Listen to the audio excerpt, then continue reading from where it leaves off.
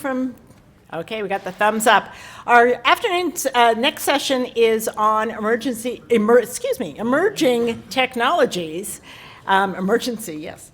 And our first speaker is Gilles Rosenberger from Faraday Aerospace. He's the CEO and one of the co-founders of Faraday, a young French company with already a long experience in electric aviation.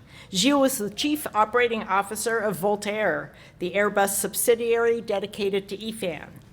Faraday Aerospace is now developing electric propulsion systems for certified aviation. They will be announcing a new offer in the next weeks for a propulsion battery pack dedicated to Part 23 airplanes. This should be the first step to propulsion battery packs with higher safety standards complying with urban air mobility requirements. He is going to talk to us on some economical thoughts on... Okay. Good afternoon. And thank you, Yolanka, and thank you, everybody, for being here. Initially, Yolanka asked me to talk about emerging technologies. And in fact, yesterday afternoon, before flying from Paris to Chicago, I read something on the internet, and I decided to change my subject. I'm not talking about emerging technologies, but trying to talk about, let's say, emerging business cases. Ça, c'est comment ça marche? Okay. So, before flying, I read what my friend Dean Ziegler wrote in Sustainable Skies, the blog for Cafe Foundation. And he answered in this blog to a comment I made several weeks ago related to the total operating cost, including or not the battery cost. And in fact, this comment has another comment from Martin Šepek, the head of a new eVTOL on the market, and he said, okay, we have to talk about that. So I decided to talk about that instead of talking about emerging technologies. All of this started with the announcement by H55, the company dedicated to electric propulsion system, led by the people from, sorry for that, Solar Impulse, they announced 1 month ago that they have been flying the first electric propulsion system installed on the Bristol Energic, which was a LSA class aircraft. And I read a lot of comment about that, saying that we were going to fly with this aircraft for $5 or €4 per hour. What are we talking about? $5 per hour? Doesn't exist. So I went back and I said, okay, what are direct operating costs? You all know what is in direct operating cost: depreciation, that is amortization, the interest, the fuel and now the energy, the airframe power and the maintenance, station and ground services, and so on. So can it cost $5? Not at all. We were only talking about the energy put in the battery. But what about battery replacements? Is it a real subject? What are the battery pack lifetime? Do propulsion battery packs have limited lifetimes? How long? In fact, we do not have a real experience yet in aviation, but a large return of experiment is coming from the automotive industry. So let's start with some definition. Calendar life is important for our technology of batteries. It depends on many factors, and mainly what we call at Faraday Aerospace the battery resting. But when the battery is not operating, you are consuming calendar life capacities. Cycle life is easy. It depends on the way you are using the battery, and it is related to what we call the battery activity. It depends on many factors, and mainly on the charge and discharge numbers and profiles.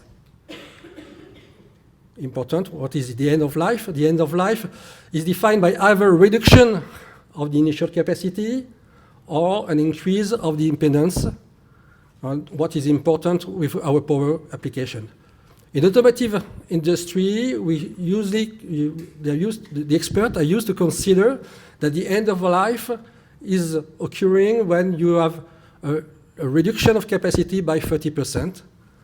At Faraday Aerospace, we believe that for aviation application, 20% would be rather a good figure, but whatever, it is a limit. The calendar life for the battery pack we are facing in the automotive industry with the lithium-ion we can find now is rather 8 to 10 years, and it's aligned with the guarantee which is offered by the car makers. Cycle life is about 1,000, maybe 1,500 cycles. That's rather the figures that are accepted by the automotive industry, and we believe that we are not going to change it for many times, because either if we can find some new technologies, as the previous presenter said, we need to use some standard, well-known, established technologies. We shall not be able to introduce very innovative technologies in aircraft if we want to certify it. So we have to comply with this limitation and to be smart enough to understand how we are going to operate, how we're going to design, how are we going to specify, and we're going to certify this new aircraft with these existing technologies, talking about batteries, for instance. So when we talk about limited lifetime, we say, okay, on the car industry, who is talking about limited lifetime? In fact, we believe that with the technology we are facing now, for 1,000 or 1,500 cycles, the initial owners of cars do not see the lifetime. If you consider the range, and I'm talking the EPA range, for 200 to 300 miles, 1,000 cycles make 200,000 miles. Who are the initial owners who are going to face this mileage? None of them, none of them. So it's quite a new question. It's a technical question, but in the automotive industry, rare people are facing it. What about aviation? Cycle life depends on actual charge and discharge, as I said. So if we consider the typical electric primary air trainers, which are the first aircraft that we are going to see, and we are seeing, flying all together, or today. The typical flight lesson is about 1 hour for the initial training. And all these aircraft, including the Alpha Electro Pipistrel, including the Bristol and so on, they are going to offer, according to what they say, 1.5 flight hours capacity. That means about rather 45 to 60 minutes plus reserve. That's okay, because it fits with the initial the primary training activity. So, as flying schools provide 1 hour lessons, each lesson means about roughly 1 cycle. So let's see what's happening in flying schools which are using this aircraft. We can imagine a range of different flying schools, from the small one flying about 200 hours per year, and the big ones, Embry-Riddle and so on, flying sometimes 800 to 900 hours per year. That means for the small one, between 5 years to 7 to 5 years lead time replacement. And for the big ones, 13 months to 15 months, if you consider 1,000 cycles, and up to 20 to 22 months. That's not nothing. That means during the lifetime of the aircraft, we're going to face several battery replacements. So what is the cost of that? We do not have any information related to the market. The only one is the Alpha Electro Pipistrel, which is issuing a replacement battery and a catalog price for it. And they give a lifetime for the first generation of battery, and they say they're working on the extended generation, but the first generation is given for 300 to 700 lifetime, and the next generation should be 1,000. So consider the middle between 300 and 700, 500. The price of the battery packs on the catalog is 26,000 euros. It makes about 29,000 US dollars. If you divide it by the 500 cycles, it gives $58 per hour. And we consider 1,000 cycles for the next future, it gives $29 per hour. What is, in comparison, the cost for energy for a ROTAC system, which is the, let's say, the little brother or the elder brother of the Alpha Electro? It's a ROTAC system. If you consider that you're using 4 to 4.7 gallons per hour, is the price $22, $26. $22, $26 is rather higher today than what is offered by the replacement battery for the Alpha Electro. If you consider the situation in Europe, and mainly in France where I live, the petrol is much higher. We pay much more tax on the gas. But the comparison, it begins to be in favor of the next generation of battery packs from Pipistrel. Whatever the value are, we cannot say that we can fly for $5 an hour, only considering the energy cost. Well, you're going to say that the cost of batteries is going to go down. Right. This is the figure for Bloomberg showing the reduction of the cost of batteries by the sales and by the integration by the pack in the future. There are many, many projections of that. All of them are rather the same order of magnitude. And we say that regarding this position, where is it? Okay. At Faraday, we see that there is a kind of factor between the automotive battery packs price and the non-certified aviation battery packs. It is what we were talking about when I was presenting the price for the Alpha Electro battery pack. Just remember, the Alpha Electro is not certified yet. Pipistrel is working on its next certified version, but what we're talking about is non-certified battery pack. So we believe that is a factor from 3 to 4, and in fact, Pipistrel presented a battery pack now from about nearly 2 years old, and the factor was rather higher than 4, but rough order of magnitude should be 3 to 4 factor. And we believe also that if we start talking about the battery pack for general aviation aircraft, I'm not talking about any VTOL or something like that, only aircraft, it should increase this factor, certifying only the battery packs for that. Of course, at Faraday, we have a vision of that. But the battery pack price is only one major factor of the direct cost of operation. Lifetime and operation profiles are also important. As I said, from 500, going from 500 to 1,000 cycles, reduce the DOC by 50%. But if you can change the way you are consuming this reserve, if you say that 1 flight hour is 1.5 cycle instead of 1 cycle, it's another 50% cut.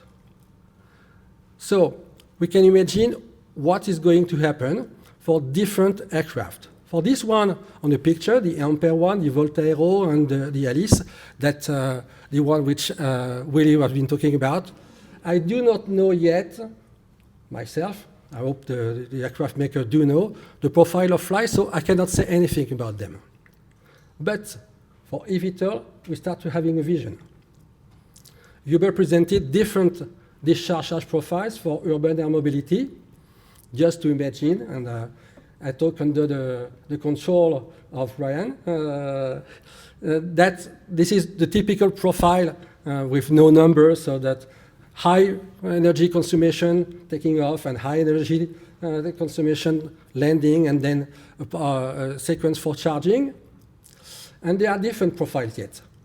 Uber presented last year this profile that you can have some quick recharge between 2 flights, but radically you reduce the state of charge of the battery, and that means after this situation you have to recharge it.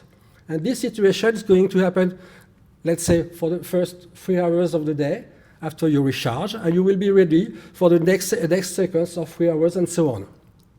So we have to understand how many cycles does it mean. And at Faraday Aerospace, we created a notion that we call the equivalent cycle, just to understand what it means, because we are not going to consume this reserve of battery just a linear way, but having short, quick charge, discharge, short, quick charge, and discharge. And of course, that situation is going to stress the battery. Uber presented last month at Washington a different way to use it. Just, for instance, just putting, charging the energy that was just consumed during the previous flight.